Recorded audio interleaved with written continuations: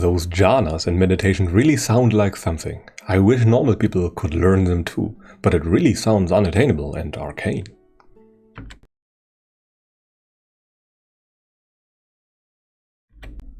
Hey guys, I sometimes create videos on meditative absorptions or jhanas, and today is such a day. I planned to do this for quite a while, but one of my patrons convinced me to create this video a bit earlier. Today will be all about a pragmatic guide or pragmatic instructions, and not about understanding the theory behind things. And today we will simply learn how to enter the first jhana, given we fulfill the preconditions that lead us there. And I will begin with the Buddha's description on the first jhana, as I find it very much precise and accurate, and it describes the experience you have when entering the first jhana quite well. And I will just read it. Here a monk, quite secluded from sensuality and unskillful qualities of mind, who enters and remains in the first jhana. He experiences rapture and pleasure born from seclusion, accompanied by direct thought and evaluation. He permeates and pervades, suffuses and fills his very body with this rapture and pleasure born from seclusion. There is nothing of his entire body unpervaded by rapture and pleasure. And this description is kind of interesting, because it contains many things about the jhana that are very useful for anyone who tries to figure out how to enter those states. For example, the first thing that comes to mind is that your mind has to be secluded from sensuality before you can enter the jhanas. So if you are a very greedy person in the Buddhist sense, meaning that you want lots of things, meaning that you want to enter the jhana, really like to have them, then it will be incredibly difficult for you to enter them, because your mind has to be in a very neutral, in a very equanimous mode before you are even able to enter any of those states. And another thing is that the things that characterize the first jhana are rapture and pleasure. It's a bodily kind of pleasure, a very strong bodily kind of pleasure that will suddenly occur. Well, there's a gradual process leading towards it that I will describe in just a minute. But in essence, it is a very strong bodily sensation that is inside of your entire body, pretty much. It might start in some area, but it can fill your entire body. And it feels like finding an oasis in the desert. It's a huge feeling of relief, pretty much. Okay. But as you can see, the description requires a lot of interpretation, and many mind states could be called jhanas. This is very important. And in the book, The Mind Illuminated, for example, there are at least 3 different versions explained, and other books add at least a 4th kind to it. That said, jhana does feel very different compared to a regular consciousness. And what the Buddha described as jhana is probably what I want to go by when it comes to any form of description. Make of that what you wish, but I personally prefer the jhanas according to Ayya Khema and Lee Brasington. They seem most pragmatic, and the Buddha was a very pragmatic person that liked to use all the elements around him that were available and added his teachings to them. He used what people already knew to teach them the way to enlightenment. But let us now have a look at a small diagram that I have created and probably already shown. What you see here is pretty much a diagram that shows the content of the human mind until it reaches jhana. The y-axis just displays different objects and mental things that can be in your head, and the x-axis shows the time. And in the beginning, when you start meditating, at the beginning of your meditation session, there will be all kinds of things in your mind. Many different things at once. There are emotions, the green area, thought, the yellow area, sense of self, your sense of self, you knowing where your body, for example, is in space, the orange part, and then the meditation object itself. The meditation object could be the breath, it could be the rising and falling of your abdomen, it could be one of the kasinas, those are colored discs, for example, or any other thing. There are many possible subjects of meditation, for example. And it doesn't really matter what you use, it is just important that you pretty much focus on something and direct your mind towards it and allow things in the background to just develop on their own. You can't force your way into the jhana. And the more time passes, the more of your mind will be just filled by your meditation object. And now something very important. There will still be all kinds of things going on in the background. There will be feelings, there will be emotions, there will be physical sensations, there will be all kinds of things. in the background, but your foreground, your attention, should rest on your meditation object and really focus on it. In the background, this is the right causes and conditions that allow you to experience a feeling of rapture or piti in the background. And this is very important. The feeling of pleasure has to be a background sensation. If you switch your attention to the pleasure too early, it will just vanish. Everything burns in the fire of mindfulness, so to speak. And the feeling of rapture that arises at some point is also called piti in the Pali language that the Buddha used. And it can best be described as a full body humming or vibrating sensation that sometimes feels very warm, very vibrant. It feels like the borders of your body are vanishing. There are several different kinds of piti, 17 at least, I think. I don't know them all by heart, because for most people it's just a warmth and a whole body humming sensation. And that's pretty much the process of how a meditation develops. You first suppress all the unwholesome states of mind over a longer period of time, and at some point there's mainly just the meditation object, and the rapture grows very strong in the background. And at some point, if you ignored the rapture and let it develop in the background for a long enough time, then you can switch your attention to it, and then you can really enter the first jhana. So this is a basic underlying instruction. But for this to work, you have to be able to not get lost in thought or daydreaming and all those things. You need the ability to not jump out with the mind to everything interesting and new that arises. And that requires training. Because our minds, the minds of younger people that have been conditioned by the internet and clickbait videos and TikToks and Vines and whatnot, are very much inclined to jump to everything that is even remotely interesting. You have to keep the naturally arising sensation of piti, the full body humming pleasant sensation, in the background without watching it directly until strong enough. You have to watch the piti directly afterwards, and that requires some discipline of the mind too. In short, your mind has to have the ability to do exactly what you say, and that requires prior training in meditation. And for many people, it can take up to 3 or 4 years of training before they are able to stably enter the first jhana. Before that, they will have glimpses of them, no question about it. That's how our mind works. Because when we don't know what we want and what we are greedy about, because what we try to achieve, that has never happened, then we have a rather neutral mind towards it. And that is the state that allows for the first jhana to arise. But as soon as it is there, our mind can be greedy about it, and then we will be prohibited from entering it for a few months or until we have figured it out. And there are a few favorable environmental conditions you should fulfill and create, and among those are: try to have little sounds, smells, images, bodily sensations of heat or cold, and tastes in your vicinity. Try to create an environment where it is easy to ignore the senses, where it is easy to not have as many distractions in the background going on. Further, you want to sit somewhat comfortable. Don't slouch or don't fall asleep. Sit upright, but not too uncomfortable. If you are too uncomfortable, your mind will jump to the discomfort and watch that instead of the meditation object, and then you can't get concentrated. Further, you want to be well rested, not hungry, not agitated from music or from watching series or fast video games. And you don't want to engage in any kind of discussion or disagreement, politics or news for at least an hour before your meditation. This is so important. Try to make immediate and instant gratification fast before trying any kind of jhanic meditation. And choose the same place every time when you try to enter jhana to prime your mind for the states of mind to come. The mind is very habitual, and when you do the same thing every time, it expects the same things to happen every time pretty much. And a typical meditation of a somewhat moral person might look as follows. You sit down on your meditation cushion and make sure that there are no physical needs left. No hunger, no sleepiness, no pain, and other uncomfortable states make concentration very much impossible for a beginner. You first sit without any particular goal for a few minutes to calm down. This is very important. Any progress of concentration has to be gradual. Our mind rebels against any rapid change. So if you immediately try to jump to the breath and force your mind to stick to it, it will not work. It has to be a gradual process that calms down the mind, so the mind wants to remain on the meditation object, and you don't have to force it. Meditation is all about gentle effort.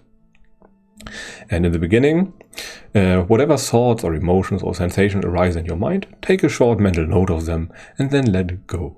Progressively restrict the area where you allow your attention to wander and rest. Progress from all sensations that arise in the body to just physical sensations for a few minutes, and then just to breath-related sensations afterwards. That is one possible example. There are many ways to progress, but that's what I like to do. And after a progressive calming of the jumping of your attention, you can go to the next step. You should start counting, maybe, as an example, from 1 to 10, and mentally label each out-breath with a number. Direct your attention towards the physical sensation of the breath. Really follow it from beginning to end, and then find the point where the breath starts anew. And after you reach 10, you can count down, back down from to 1, and then you go up to 9 and back to 1, until you finally reach the 1 for the last time. And every time you get lost, you have to start anew. This is conditioning the mind to not get lost, because you, in a sense, punish it a bit. Don't overdo it and don't get frustrated, but the mind has to take the message. The mind has a mind on its own, after all. And once you reach the end of the counting, you typically reached excess concentration and feel some piti in your body. You feel warm and vibrating or a bit tingly, and sense contacts usually feel a bit distant, and it's like you are in a cocoon deeply packed somewhere inside of your mind. And this is a good time to switch your attention to the sensation of piti, either to a smiling sensation around your mouth, or to the whole body buzzing sensation that arises. And observe just that. Now your attention should rest on it once it is strong enough. But a mind that is not moral, that is not trained in morality and enduring, is incapable of ignoring the piti for long enough to enter the first jhana. So you have to train prior to that, and maybe watch a video of mine about mental enduring, for example, to understand what it means. And then, starting to smile at that point brings your concentration. Try smiling from the beginning, for example, even if you do not feel like it, just so you have the object of the jhana ready at hand. And that way, you just have to switch objects without any additional effort. There's likely a reason why the Buddha is often shown smiling, for example, in meditation. And if smiling does not work for you, any other bodily, pleasant, physical sensation works too. And the tingling of the cup hands is a good example, or just the whole body humming sensation of the piti, which is my favorite object. It arises for some reason in the arms, in the forearm region for me, and in the hands first, and then it spreads throughout the entire body. And not much might happen at first, but at some point the feeling will start increasing until it explodes into rapture and bliss. But keep in mind that the process is not linear. The feelings get stronger and weaker all the time until there is a prominent cutoff point. You might not notice the shift in perception due to the shift in perception due to a very stable and even field of vision, and it might feel different from person to person, but all of the feelings have in common that they invoke interest in more, and you know that something is very different compared to before. This is a very good goal of concentration, and you want to stabilize that state as much as possible. You let yourself think into that feeling, and like you would lower yourself into a bathtub. And any strong sense of wanting will stop it. Concentration is a balancing act between applying too much and too little energy to your attention on the object of meditation. It requires gentle effort, and I cannot overstate that. But you need a lot of training to become good at concentration, but it is worth it. Once you've mastered it, you can enter that state pretty much whenever you want. A seasoned meditator always has a tool at hand that actively removes stress. It is a temporary cure for a cluttered mind and removes the stress from your everyday life. And you learn by experience that you have all the nice things that you want in the world inside of your mind already. You just have to direct your attention at the right things, and then you can enter those very relaxing and blissful states. And the Buddha summarized all the things that carry you away from concentration under the term the 5 hindrances. Those are sensual attraction, sensual aversion, sloth or torpor, this is one, restlessness and agitation, and doubt. And all those things have certain qualities that pull you away from concentration because they spark your interest. When you think about all the nice things you could eat, which is sensual attraction, then your mind will rest on nothing but that. And you can't remain on one object, and your mind is doing what it wants and not what you want. And the same is true for sensual aversion. It is also a mechanism of the mind. When there's, for example, a dog barking in the background that you really don't like and you really wish it away, then your mind will automatically leap out to the thoughts about the dog being a bad creature and whatnot. And you simply can't command your mind properly. It will not do what you want. It will do what it always does. And this is not what leads to concentration. And very similar things are also true for sloth and torpor. Your mind has a natural energy conservation drive that you have to suppress for at least a time, otherwise you can't enter the jhana. Our mind associates closed eyes with sleeping, and we will very likely fall asleep when there are too little things going on.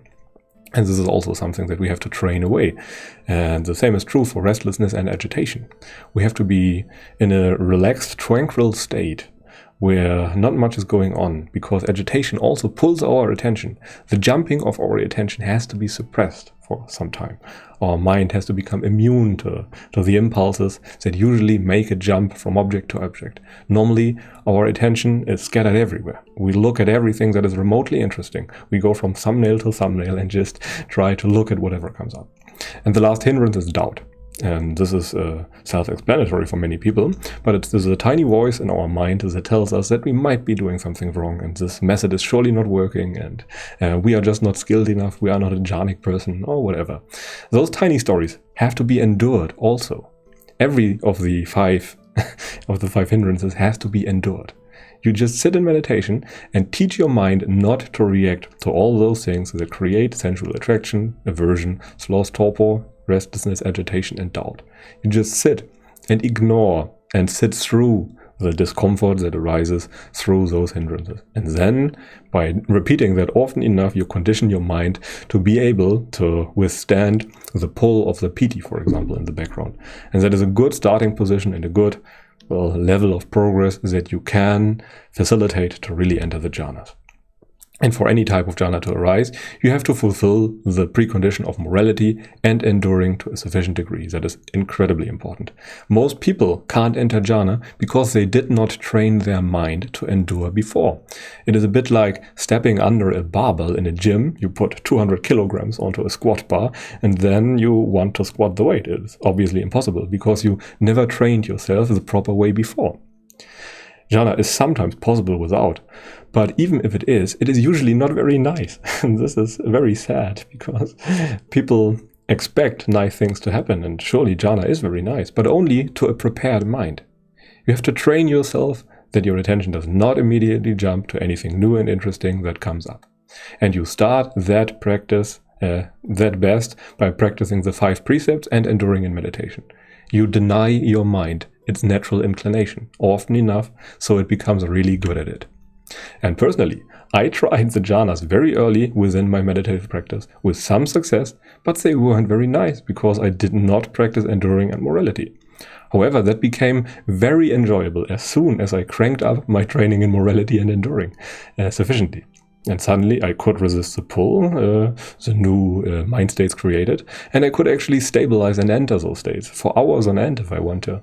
I don't want to, because the jhanas aren't very addictive in itself for some reason. I'm not sure why, but it is super nice when you're in them, but you don't really have the craving to enter them over and over again like with any other drug. And I cannot overemphasize how important moral training in the Buddhist sense is. It just means not automatically reacting out of greed, aversion, and delusion.